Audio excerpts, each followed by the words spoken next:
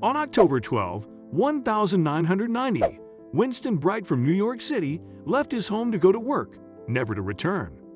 His wife Leslie and their children were left to grapple with the sudden disappearance of their beloved husband and father. For years, they searched for him, desperately hoping for a miracle, but eventually they had to accept the heartbreaking truth and declared him deceased. However, after more than 2 decades, a mysterious stranger began to contact the Bright family, claiming to be their missing father. This unexpected turn of events left them in a state of shock and disbelief, as they had long since given up hope of ever finding him. Before we start, can we get this video to 1,000 likes?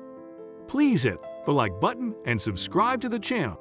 On the day of his disappearance, Winston called his wife Leslie during his lunch break and told her he would be home by 5:30 p.m. This was the last time she heard his voice. When Winston failed to return home the following morning, Leslie contacted the police and informed them of her husband's disappearance. Unfortunately, the police were unable to find any leads or traces of Winston. However, they did notice something strange in his bank statement. It seemed that he had withdrawn a large sum of money from his account the day before he vanished. This raised a lot of questions, and the police were determined to find out what had happened to Winston. There were no withdrawals from his bank account, and not even one purchase was made since he had gone missing. It was like he disappeared off the face of the earth. Leslie believed that her husband had no reason to run away. "Winston and I had a good marriage, and he was very close to his 3 children," she recalled. After 10 years of searching for Winston, Leslie declared him dead at the court and collected his pension and insurance to provide for her children. Little did she know that the disaster was waiting just around the corner. After Winston's disappearance, the family found themselves in a difficult financial situation and had to sell the house. It was a difficult decision for them to make, as the house held so many memories of their beloved Winston.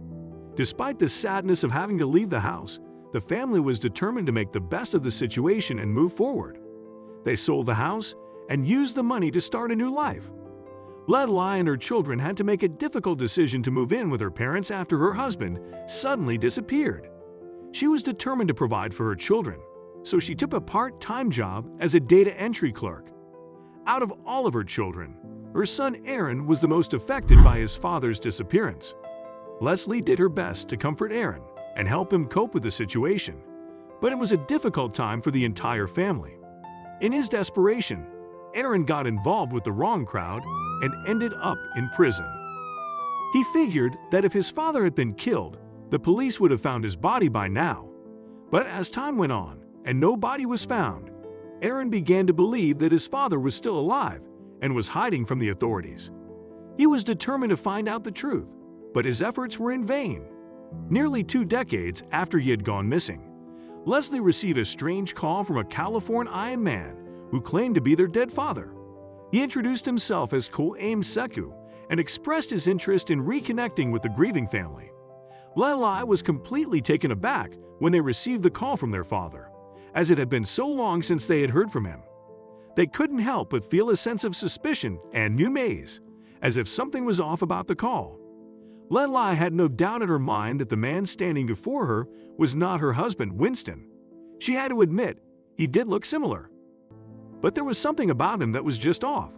Despite her initial suspicions, Leslie decided to give Sekou a chance to explain himself, hoping it would somehow help her solve her husband's case. Sekou explained that he had suffered from amnesia, and that was why he couldn't remember his identity. He had been found wandering the streets of California, and Leslie couldn't help but wonder how he had ended up there. She was determined to get to the bottom of this mystery and find out what had happened to her husband. He explained that he had been living in California for some time and was completely unaware that his wife and children had been searching for him. His friends from the West Coast were the ones who helped him to piece together his past and eventually locate Leslie's phone number. When he finally got in touch with her, did Leslie believe his story? After all, it had been so many years since they had last seen each other, and he had been missing for so long. He must have been filled with a mixture of emotions as he waited for her response. Sekou had no recollection of his past when he found himself in San Diego and was given a new name by the judge, Ko'aim Sekou. With his new identity, he decided to make a fresh start and enrolled in college. He worked hard and eventually became a teacher, and everything was going well for him until he went on a trip with his friends in 2007. During this trip, Sekou began to experience flashbacks of his past life, which made him realize that he had a different identity before he was given his new name.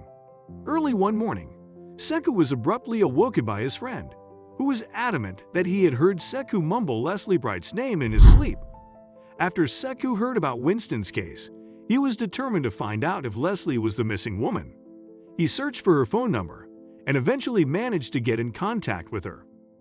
Despite Sekou's efforts, Leslie and her children were unconvinced that the 65-year-old man from California was their long-lost father. Out of all of them, Aaron was the most skeptical about Sekou's story. He was not willing to accept the possibility that Winston was his father without any concrete evidence. Despite the initial skepticism of the family, Sekou refused to give up and continued to contact him for months. He even went to the Manhattan Surrogates Court to get a judge to declare him to be Winston Bright. Did the judge believe him?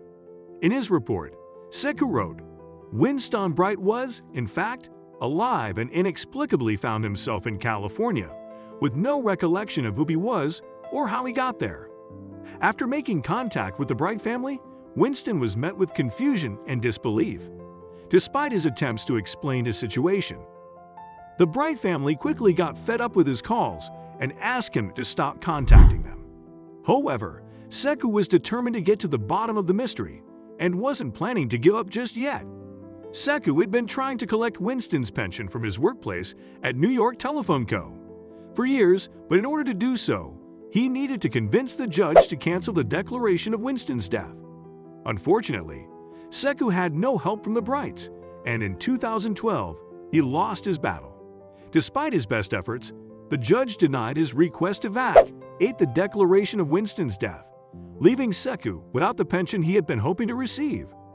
Aaron got out of prison 2 years before Sekou began contacting them, and is now a personal trainer and a college student. And he is determined to make something of himself. He often reflects on his past and wonders how his life would have been different if his father had stayed in his life. He is determined to make the most of his second chance and to make his father proud.